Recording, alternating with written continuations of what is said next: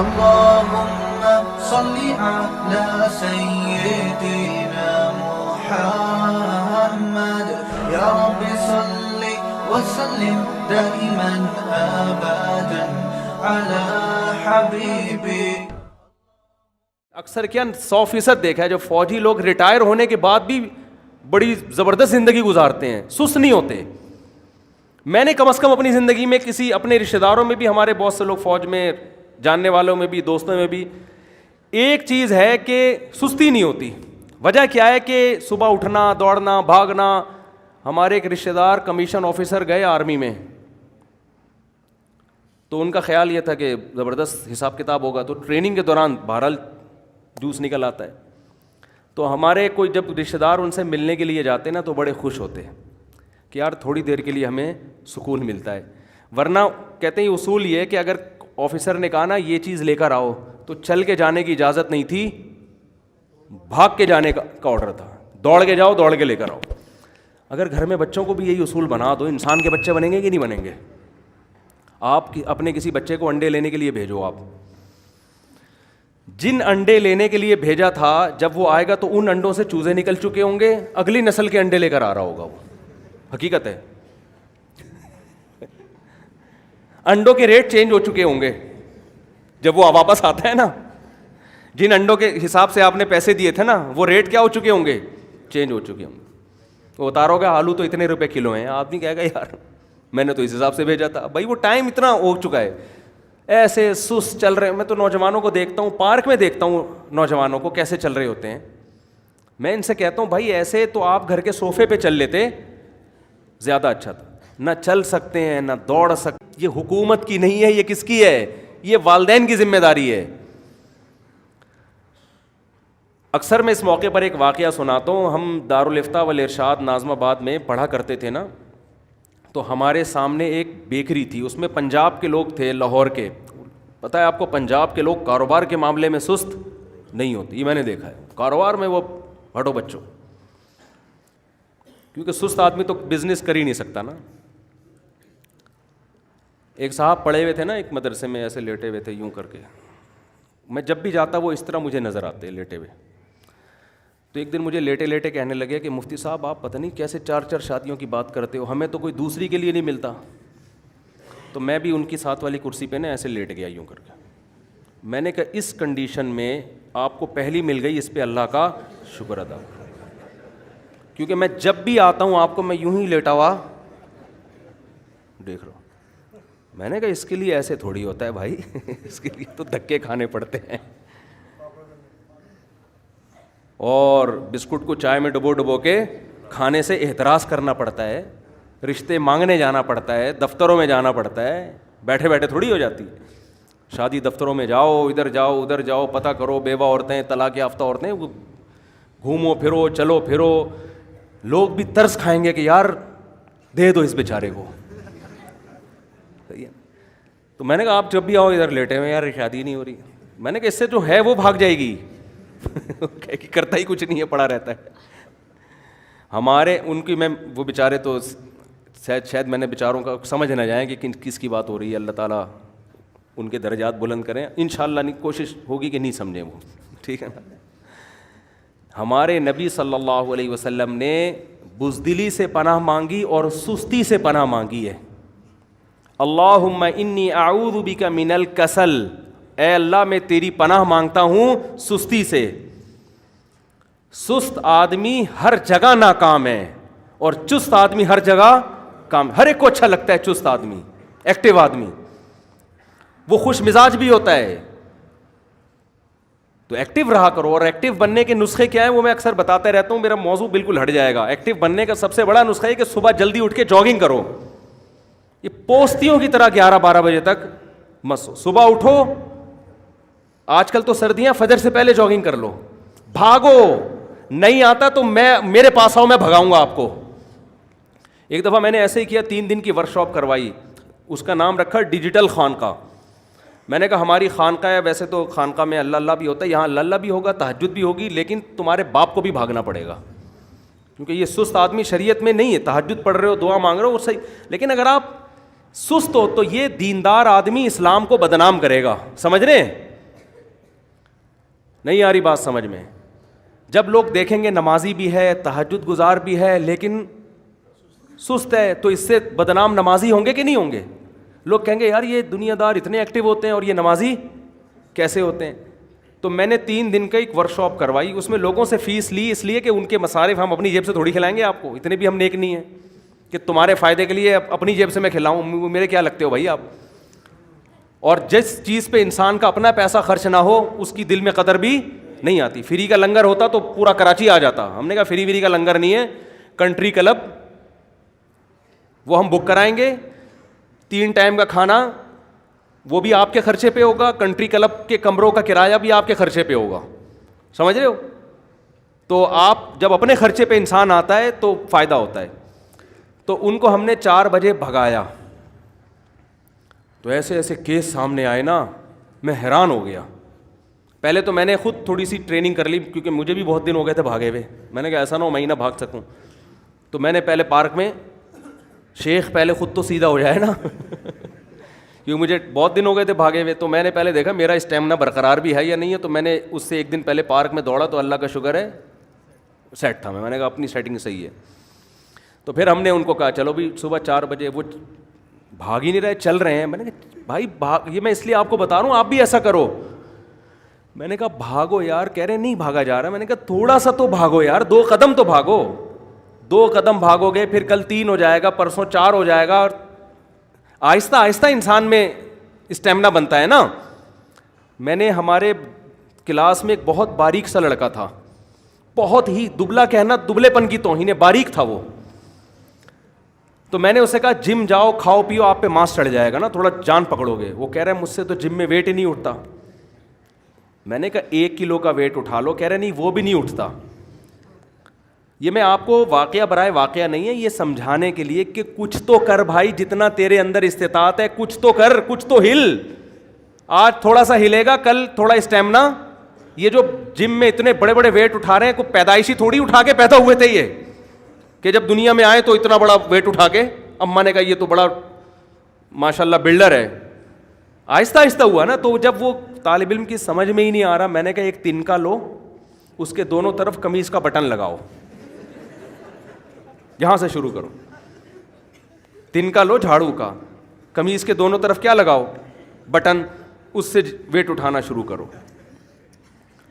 وہ کہہ رہا ہے یہ کیا بات ہے. میں نے کہا یہ اٹھا سکتے ہو نا. کہہ رہا ہاں. میں نے کہا یہ اٹھاؤ. میں نے کہا پھر اس کے بعد شیروانی کے بٹن پہ آ جانا, جو بڑا والا ہوتا ہے. پھر اس کے بعد 98 پہ آ جانا پھر 5 روپے کے سکے پہ آ جانا, پھر سکے بڑھانا شروع کرنا.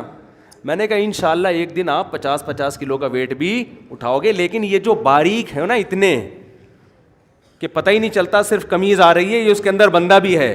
مجھے تو کئی دفعہ میں نے کہا شبہ ہوتا ہے وہ قمیض ہی آ رہی. میں نے کہا کچھ ہلے گا, کچھ کرے گا تو جسم پہ کچھ چڑھے گا نا. لیکن نہیں ہے وہ سمجھ میں بات. وہ دوائیں کھانا شروع کر دیں گے, ڈاکٹر ٹیکے لگوا رہے ہیں, پتہ نہیں کیا کیا کر رہے ہیں.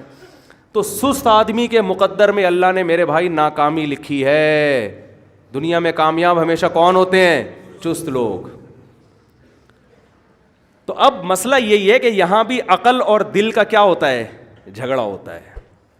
دل کہتا ہے سستی سے بڑی کوئی نعمت ہے نہیں. دل تو یہی کہتا ہے. صبح آپ فجر کے لیے اٹھ رہے ہو, دل کیا چاہتا ہے؟ سوتے رہو. میں آپ کو یقین سے کہوں, فجر میں نہا دھو کے صاف کپڑے پہن کے فجر پڑھنے آؤ, مزہ نہ آئے پیسے واپس. پیسے اتنا سکون ہے نا اللہ نے فجر کی نماز میں. ہم تو کہتے ہیں کہ اگر یہ نماز اللہ نے فرض نہ بھی کی ہوتی, خدا کی قسم اس کی دنیا کے فائدے اتنے ہیں کہ یہ نہ بھی فرض ہوتی تو بھی پڑھتے. یہ گورے کو یہ نعمت میسر نہیں ہے, ہندو کو یہ نعمت میسر نہیں ہے. کتنا پیارا طریقہ نماز کا رکھا گیا ہے, کتنا پیارا, اور وقت کتنا بہترین ہے. ان قرآن الفجر کان مشہودا. قرآن کہتا ہے فجر میں فرشتے حاضر ہوتے ہیں.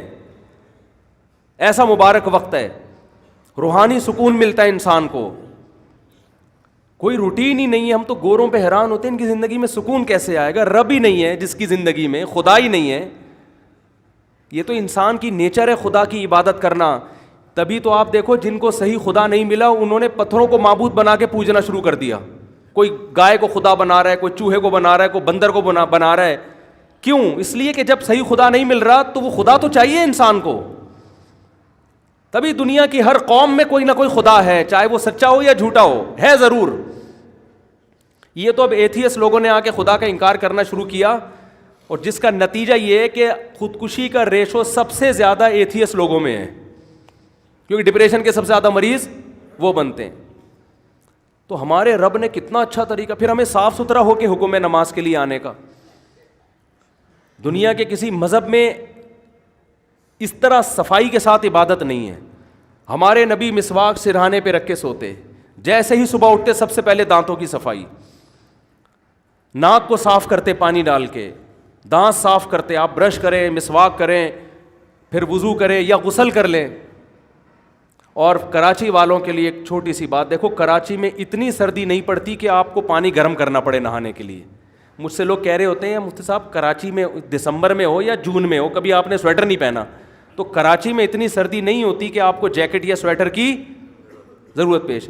یہاں اپنے بچوں کو ٹھنڈے پانی سے نہانے کا عادی بولتے کیوں نہیں بھائی؟ خود بھی ٹھنڈے سے نہا لیا کریں, کچھ نہیں ہوگا انشاءاللہ. صلو علی الحبیب, کیا کہنا وہ, ٹھیک ہے نہیں ہوگا انشاءاللہ کچھ. وہ لوگ کہتے ہیں جیپنیز گرم سے نہاتے ہیں تو مسل یوں, وہ ہوتے ہوں گے مسل وسل. ہمیں اس وقت ضروری ہے سستی دور کرنے کی, ہمیں مسل کو ریلیکس کرنے سے زیادہ سستی. تو ٹھنڈے پانی سے نہانے سے سستی دور ہوتی ہے, سمجھتے ہو؟ صبح صبح اٹھے, شاور کھل کے اٹھے, ایک دفعہ کاکڑ دننا ہوگا بس, ایک دم سے ہلیں گے, اس کے بعد فٹ فاٹ. اللہ کا شکر ہے میں کبھی نہیں گرم پانی سے نہاتا, ہمیشہ ٹھنڈے سے. جتنی بھی سردی ہو کراچی میں, یہاں کی سردی قابل برداشت ہے, اس سے انسان فریش ہو جاتا ہے, اس کو سردی ویسے بھی نہیں لگتی. پھر وہ اتنا چھوئی موئی. ہاں پنجاب میں سردی زیادہ ہے, اسلام آباد میں, وہاں زیادہ فنٹر گیری نہ دکھاؤ, ایسا نہ ہو واش روم سے نکلو ہی نہیں. ٹھیک ہے نا. ایک صاحب بالا کوٹ میں غسل فرض ہوا, ایسے نہائے ٹھنڈے پانی سے, وہ وہیں اکڑ کے بیٹھ گیا. اس کو بیچارے کو پھر میرا خیال ہے کسی نے ماچس لگائی ہوگی, نیچے سے کچھ فائدہ ہوا ہوگا, واللہ عالم, مجھے نہیں پتا, لیکن بہرحال بڑی مشکل ہو گئی تھی. تو خیر جلدی سے بات کو سمیٹ کے ختم کرتا ہوں.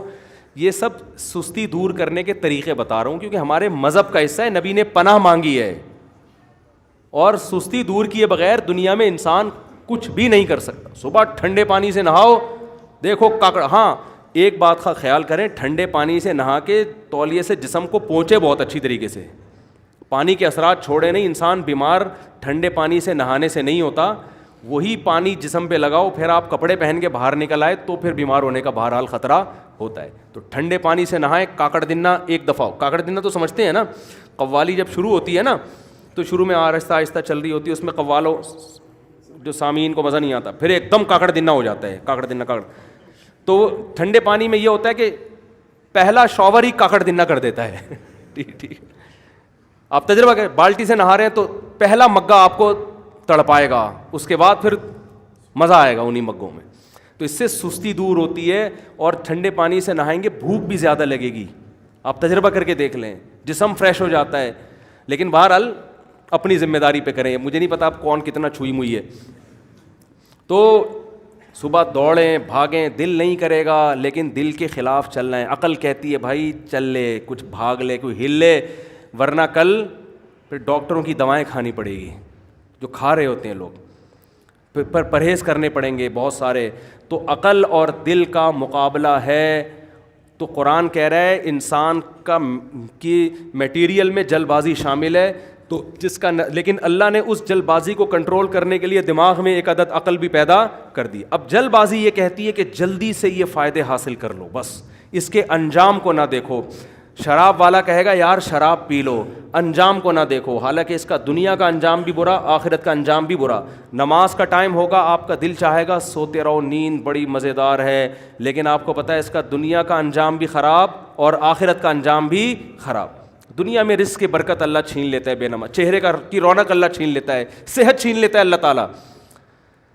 تو عقل کو غالب رکھنا ہے. عقل کہتی ہے نہیں بھائی نیند کو قربان کرو. کیسی گہری نیند ہو, تھوڑی دیر مقابلہ ہوتا ہے عقل سے, 5 سے 10 منٹ کا فرق پڑتا ہے اور انسان فریش ہو جاتا ہے. اور جب مسجد کی طرف آتا ہے تو انسان کہتا ہے میں نے عقل کی مان کے چنگا کتا سی, پنجابی میں کہتے ہیں نا بھائی, لاہور میں ایسے ہی کہتے ہیں نا, چنگا کتا سی, چنگا کتا سی میں نے, بہت اچھا کام میں نے کر لیا, تو وہ سکون ملتا ہے اس کو. تو اسی طرح یاد رکھو اولاد کی تربیت میں بھی عقل کہتی ہے بچوں کو سونے دو, کیوں ڈسٹرب کر رہے ہو, آج چھٹی کا دن ہے, ضمیر دل کہتا ہے انسان کا, لیکن عقل کیا کہتی ہے, بھائی آج ان پہ تھوڑا سا رونے دو, ان کو تھوڑا سا چیخنے دو, برداشت کر لو, کل ان کے کل کو بنانے کے لیے آج ٹینشن میں ڈالنا ضروری ہے. تو پوری زندگی میرے بھائی انسان کی اس عقل اور دل کی لڑائی میں چل رہی ہے. جس نے عقل کو غالب کر دیا وہ یہ جنگ جیتے گا, اور کمال کی بات یہ کہ اس کی خواہشات بھی پوری ہوں گی. من تعجل بشیء قبل اوانہ عوقب بحرمانہ. حضرت رابعہ بصریہ بڑی اللہ والی تھی نا, ان کا یہ قول ہے کہ جو کسی چیز کو وقت سے پہلے حاصل کرنے کی کوشش کرتا ہے وقت پر اسے وہ چیز نہیں ملتی. آپ سکون حاصل کرنے کے لیے نشہ کرتے ہو تاکہ جلدی سے سکون مل جائے, تو اس کا رزلٹ کیا ہوگا, بے سکونی. اور اگر آپ تھوڑی دیر وہ ٹینشن برداشت کر لو کہ میں نشے کی طرف نہیں جاؤں گا, تو اس کا نتیجہ کیا نکلے گا, سکون. نوجوان لوگ نکاح سے پہلے زنا کی طرف چلے جاتے ہیں, وہ لذت جو اللہ نے نکاح کے بعد رکھی تھی نکاح سے پہلے حاصل کرتے ہیں, اس کا نتیجہ کیا نکلتا ہے, نکاح کے بعد ان کو وہ لذت حاصل نہیں ہوتی, ان کا گھریلو نظام برباد ہو جاتا ہے, ان کو بیوی بوجھ لگنے لگتی ہے, ایک عذاب لگنے لگتی ہے.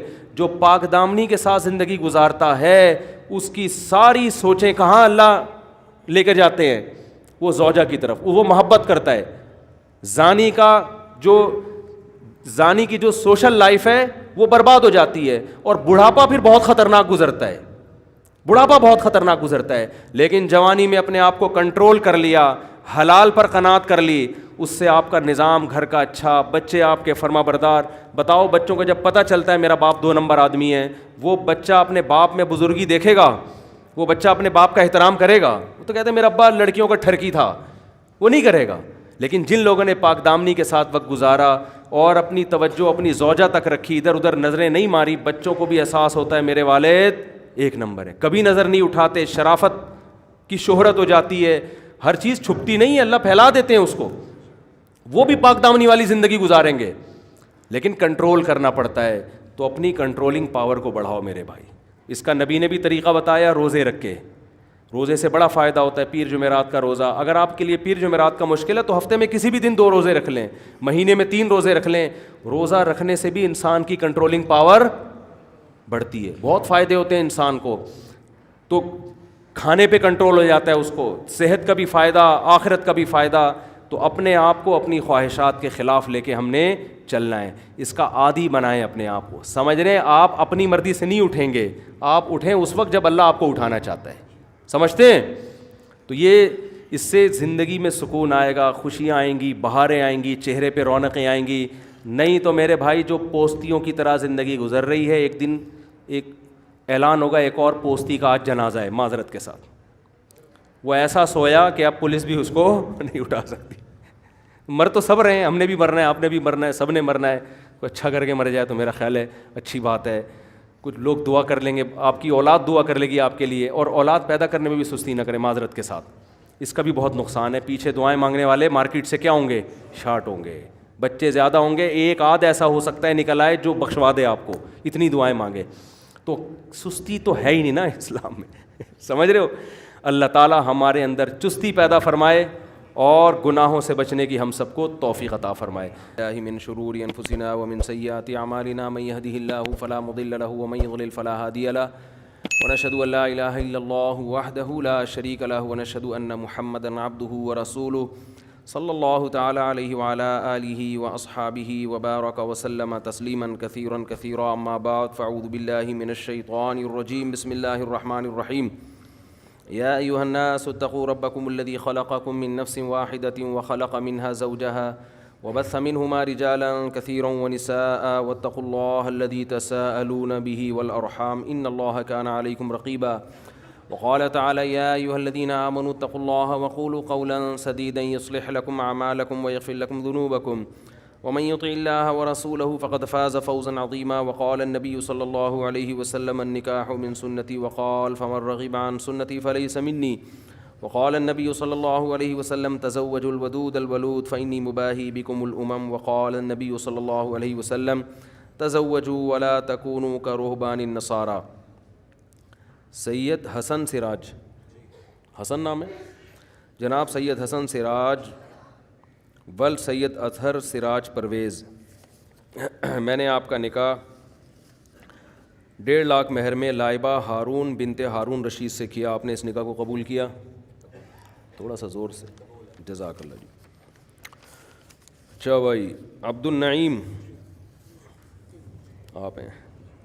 ول شبیر احمد، میں نے آپ کا نکاح نہدہ طاہر بنت محمد طاہر سے 7.5 گرام سونا جو زیور کی صورت میں دیا جائے گا اس سونے کے عوض میں کیا. آپ نے اس نکاح کو قبول کیا؟ تھوڑا زور سے بول دینا. جزاک اللہ جی. دعا کریں اللہ تعالیٰ برکت دے. الحمدللہ رب العالمین والعاقبۃ للمتقین والصلاۃ والسلام علی رسولہ الکریم وعلی آلہ وصحبہ اجمعین. اے اللہ ان دونوں نکاحوں کو اپنے دربار میں قبول فرما. اے اللہ ان کی برکتیں زوجین کو کامل طور پہ نصیب فرما. تادم حیات کامیاب ازدواجی زندگی گزارنے کی توفیق نصیب فرما. آپس کے اختلاف و انتشار سے، لڑائی جھگڑوں سے، ہر قسم کے شر فساد سے اللہ ان دونوں جوڑوں کی حفاظت فرما. ان نکاحوں کو اللہ ان کے خاندانوں میں جوڑ کا ذریعہ بنا، خاندانوں میں محبت الفت کا ذریعہ بنا. ان کی برکتیں ان کے خاندانوں کو نصیب فرما. جس کی جو جائز مراد ہے اللہ اس کی مراد کو پورا فرما. ربنا آتنا فی الدنیا حسنۃ وفی الآخرۃ حسنۃ وقنا عذاب النار. صلی اللہ تعالی علی خیر خلقہ محمد وعلی آلہ وصحبہ اجمعین برحمتک یا ارحم الراحمین. اللہ تعالیٰ برکت دے.